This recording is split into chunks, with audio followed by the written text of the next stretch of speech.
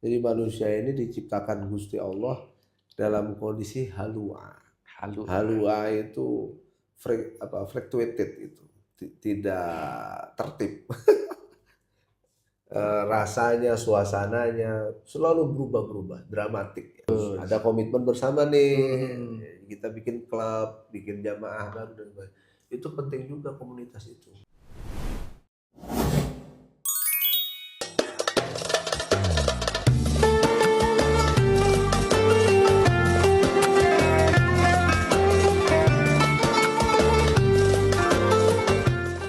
Assalamualaikum warahmatullahi wabarakatuh. Selamat datang di program Kiai Menjawab, ruang dialog Islaman yang menghadirkan para tokoh, kiai, dan juga ulama untuk menjawab persoalan-persoalan umat. Program ini dipersembahkan oleh pengurus wilayah Nahdlatul Ulama Provinsi Banten dan diselenggarakan di bawah naungan Lembaga Taklif wan Nasr Nahdlatul Ulama LTNNU PWNU Provinsi Banten. Jangan lupa like and subscribe ya. Sahabat muslim yang berbahagia, alhamdulillah telah hadir seorang kiai muda yang mempunyai basis di Kabupaten Serang, khususnya di Pelamunan. Mendengar nama Pelamunan sudah tidak asing dengan pondok pesantren. Kalau dulu ada yang namanya pondok pesantren Pelamunan, yang dimana inisiasinya ataupun inisiatornya adalah Kiai Haji Muhammad Thohir. Dan kali ini kita akan berbincang dengan generasi ketiga dari keempat dari Ki Thohir untuk menjawab persoalan-persoalan yang akan kita tanyakan. Dan beliau juga merupakan Ketua PCNU Kabupaten Serang. Langsung saja kita akan berbincang dengan Gus Thohir. Gus Robi. Thohir semua soalnya akhirnya. Iya. Yang kita akan berbincang dengan Gus Robi. Assalamualaikum Gus. Waalaikumsalam warahmatullahi wabarakatuh. Gimana kabarnya Gus? Alhamdulillah, tetap harus prima di tengah bulan puasa juga Gus ya. Alhamdulillah. Tapi kegiatan-kegiatan masih tetap lancar, digas terus Gus. Gas terus. Ini ngadep dampar kita. Ngadep dampar. Jadi pagi habis zuhur juga, habis taraweh juga, terus ngebut ngaji pasaran biasanya ngaji kitab pun ngaji pasaran. Nah, ya. Gus Robi juga sebagai pengasuh ya Gus di Pondok Pesantren Moderat. Iya, atau pelayan. Nah, ini kan kalau tidak salah Gus, artinya dari Pondok Pesantren Pelamunan ini dibagi menjadi 12 pesantren ya? Oh, bahkan lebih mungkin lebih. Kalau pendata mah. Iya. Lebih, tapi yang menjalankan adalah generasi-generasi dari Ki Thohir itu. Betul. Nah, Gus Robi kebetulan pelayan ataupun pengasuh di Pondok Pesantren Moderat At-Thohiriyah. Nah, perjalanannya Pondok Pesantren ini gimana Gus? Dari awal pembangunan mungkin ya perlu banyak dinamika. Awalnya semua mengenal pesantren Pelamunan. Betul. Kemudian setelah wafatnya sang pendiri Abayul Thohir, maka di generasi kedua ada segmentasi perkembangan ya. Ada kemajuan, berdirilah ada namanya pesantren Madarijul Ulum, asuhan Abayai Lujen yang paling banyak cabangnya, menyebar lah ya sampai ke Lampung. Sampai ke Lampung. Pondok pesantren Madarijul Ulum. Nah, kemudian ada pondok pesantren Bani Amin. Ya, nah, bagian kakek saya namanya awalnya itu Darul Ma'ad. Tahun ya 80-an ya. Kemudian berubah lagi At-Thohiriyah aja. Nah, kemudian baru transformasi itu 2019 menjadi Pondok Pesantren Moderat At-Thohiriyah dengan hadirnya lembaga pendidikan SMP tapi wajib mondok. Nah, ini juga kan kadang sekarang ada SMA. Wajib mondok tapi wajib mondok. Iya. Nah, yang dikatakan moderat itu sebetulnya apa? Kan banyak orang awam nggak tahu tuh. Iya, moderat itu tengah-tengah antara modern dengan salafiyah lah gitu. Bahwa asasnya sama dengan prinsip Bernahdlatul Ulama. Al-muhafadzah 'alal qadimis sholeh, kita tetap melestarikan warisan-warisan Abayu Thohir dan kiai-kiai Nusantara kita, ngaji kitab kuningnya tetap, tahfidzul Qur'annya tetap, cuman kita ada tambahan wal akhdhu bil jadidil aslah ini, keniscayaan adanya perkembangan pendidikan di zaman sekarang, ya sebagian masyarakat dan desakan beberapa alumni ingin ada pondok pesantren plus sekolah umumnya. Jadi wal akhdhu bil jadidil aslahnya ada sekolah umumnya. Ya cuma polesan sedikit aja, tapi alhamdulillah dampaknya ini sangat terasa lah. Yang awalnya santri kurang tertib dan sebagainya, dengan adanya kehadiran SMP dan SMA plus 30 juz, ada peraturan yang ketat dan sebagainya dari generasi keempat dan ketiga ya, terutama penasihat-penasihat dari paman, orang tua semua itu. Alhamdulillah ya sekarang udah sekitar 300 yang tetap. 300 yang mondok sekaligus sekolah sekaligus. Berarti basisnya adalah SMP dan juga SMA. Tapi tetap ada yang takhusus, tahfidz Quran, takhusus kitab kuning itu ada. Berarti tidak meninggalkan peninggalan terdahulu. Nah, ini kita ngaji terus. Ada puluhan kitab kuning yang kita kaji. Saya sendiri aja 3 kitab. 3 kitab. Apa 3 kitab. Jam 9 pagi itu kita Qatrul Ghaith fi syarhi masaili Abil Laith, ya itu tentang akidah Ahlussunnah wal Jamaah. Karyanya Syekh Muhammad Nawawi Al-Bantani, ya leluhur kita. Ya, bapaknya kitab kuning ya. Iya dong. Dari Banten. Dari Banten. Gurunya Hadratus Syekh Muhammad Hashim Asy'ari. Nah, itu kecil ya. Ini sengaja saya pilih Qatrul Ghaith, setetes hujan karena musim hujan terus. Ya, semoga ngaji Qatrul Ghaith ini hati kita terhujani rahmat dan keyakinan kokohnya iman ya. Betul. Karena ini akidah Ahlussunnah wal Jamaah yang kita bahas. Kemudian ba'da zuhur sekitar jam 1 itu Lubabul Hadis. Karya Imam Jalaluddin As-Suyuti. Ini sebenarnya ada syarah dari Syekh Nawawi Banten juga, Tanqihul Qaulil Hafiz. Nah, cuman kita karena santrinya dari SMP Sanawiyah ya, kita matannya saja. Intisari hadis-hadis Nabawi terkait amalan-amalan keseharian kita. Melihat wajah Anda sebagai kiai ulama itu pahalanya berapa. Nah, dan ini istimewanya dipastikan sahih semua. Yang ngejamin adalah Imam Suyuti. Ini ahli hadis pada zamannya.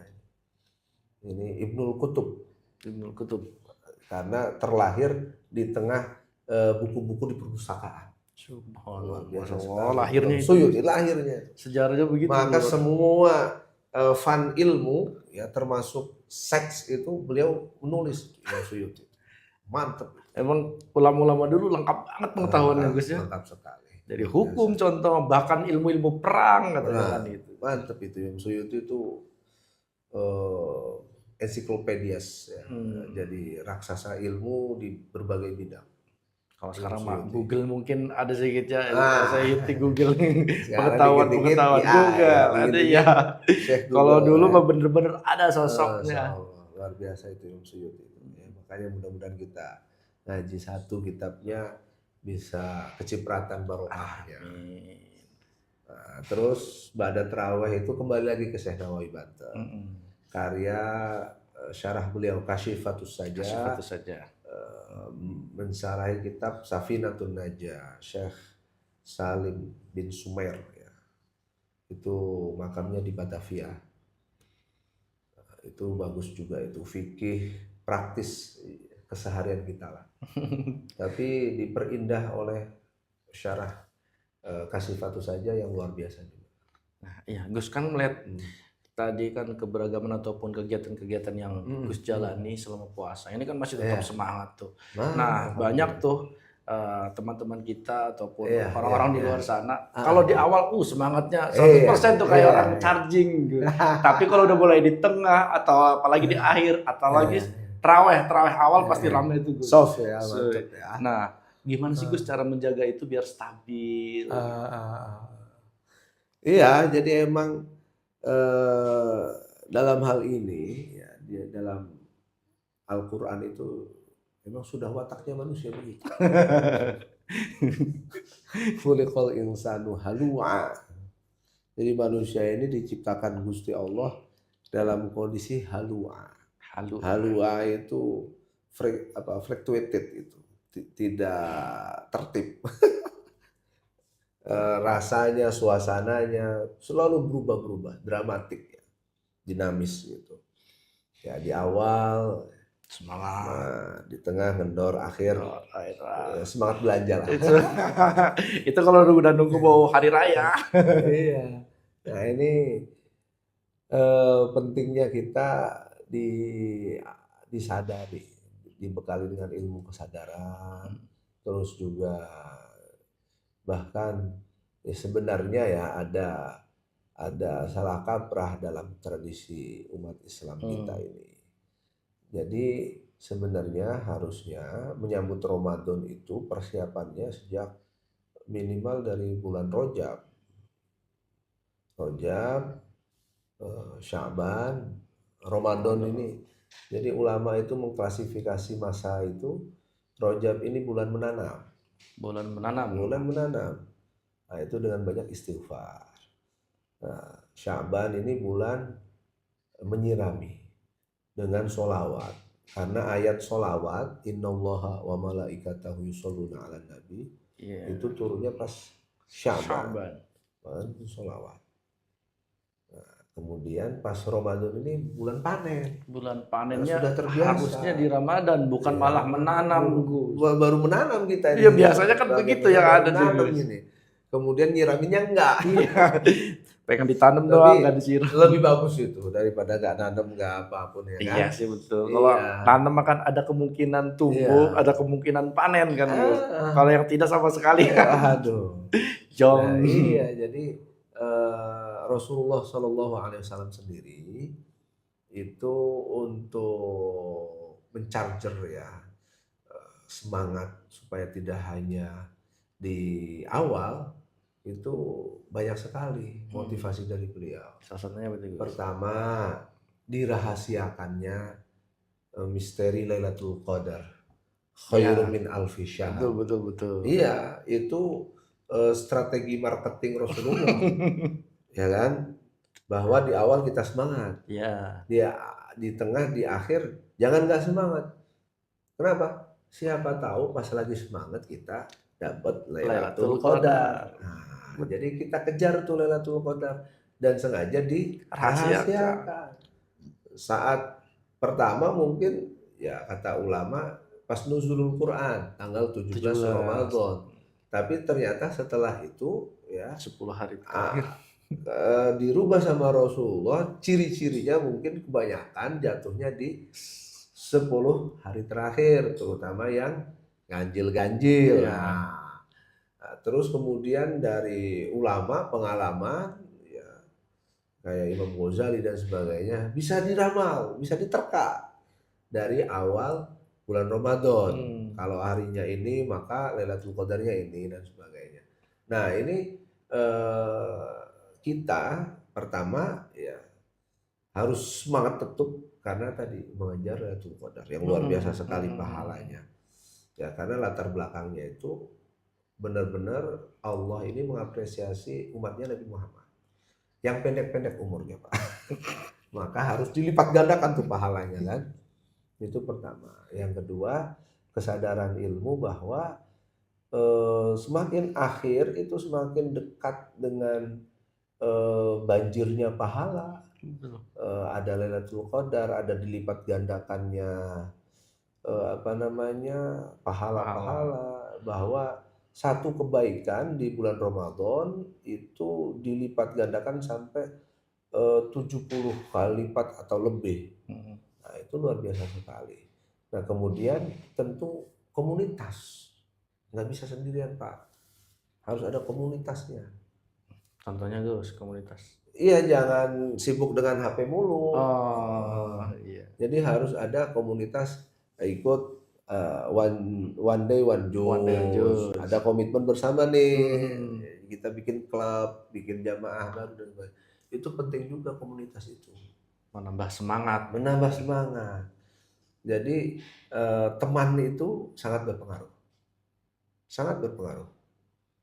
Ya, jadi kalau pengen semangat sampai akhir, kita harus dekat-dekat dengan yang semangat sampai akhir.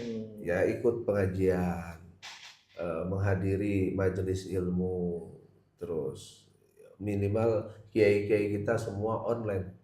Ada Gusmus, ada Yai Said Akhil Sirot, ada banyak gitu online. Nah, tidak ada alasannya kita untuk tidak menyimak. Nah, itu penting sekali. Jadi